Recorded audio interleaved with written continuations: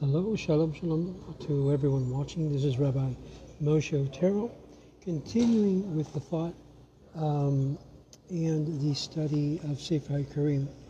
We are continuing in chapter 3 of SEFER HAIKKARIM, and we're looking at what Rabbi Abba considers as knowledge or true knowledge. And so we ended with the passage that he quotes, that this is not due to weariness or lack of strength, but for he fainteth not, nor is due to change, for he is not wearing.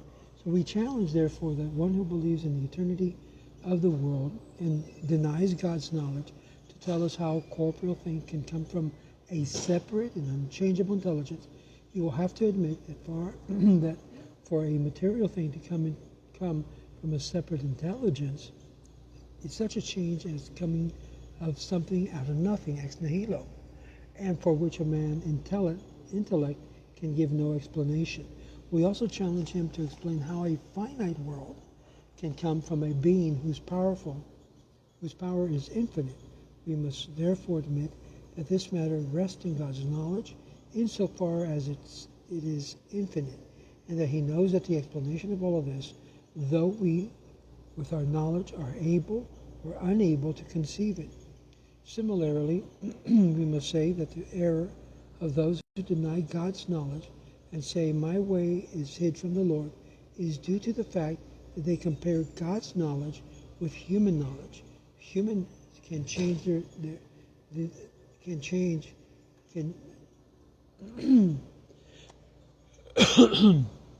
humans' knowledge is finite. All the difficulties, as we mentioned, present themselves, namely as knowledge changes, and with change of object that cannot embrace the embraceable, namely at the infinite, as far as we can conceive with our knowledge. But as God's knowledge is infinite, it can embrace the infinite and the non-existence without necessitating a change in God. Hence, he concludes the verse, his discernment is past your choice of and determination upon one of the two possible alternatives, and cannot be known by God, or else the knowledge by the discernment of God is past searching out, and since his knowledge is infinite, the category of the condition is not destroyed, and thereby, though we do not know the nature of his knowledge any more than we know the character of his essence. This is what Maimonides' conception of God's knowledge says. He says, as we cannot compare his essence with our essence, so we cannot compare his knowledge with our knowledge. For the term knowledge is applied to God, and to us a pure homonym. Maimonides does not mean that the term is applied to us means knowledge as applied to God, which means ignorance, or vice versa. An absolute homonymity would signify, but no means. What he means is this: the term existence is applied to God, and so ourselves is absolutely anonymous matter. And yet there is no doubt that God's existence is absolutely different from the existence of anything else.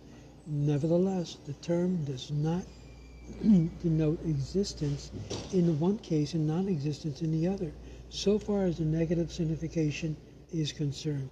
The denial of non-existence in the term the same meaning in both cases, as explained in Book 2, Chapter 30, which we already covered, of the idea. The term existence denotes the negation of the non-existence, whether applied to us or to God.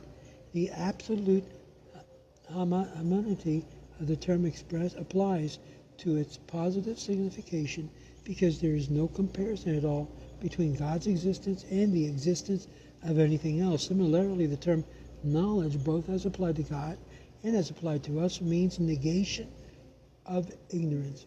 And in this respect, an example, in this respect of its negative signification, the relation of two applications, an example to God and to us, is one of priority and posteriority, and not of absolute homonymity.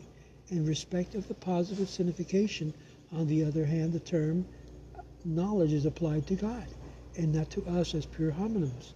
And God's knowledge is absolutely unknown, as his essence is absolutely unknown. If we understand the words of Maimonides concerning God's knowledge in this manner, all of the objections adduced by the later writers will disappear. The result of all of this is that God's knowledge, being infinite, embraces everything that happens in the world without necessitating changes in God and without destroying the category of contingent. And it also embraces the infinite. And I have selected this view as the best in matter, says Rabbi Albo. Our rabbis also adopted expressing the idea of animosity and without naming any opponents thereof. All is foreseen, yet permission is given.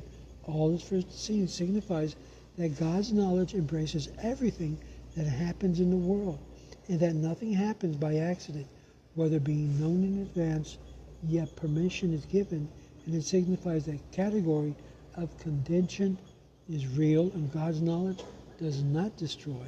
This is the truth in reference to this matter. Though our knowledge is not sufficient to understand the possibility of this, this much will suffice as a brief discussion of God's knowledge.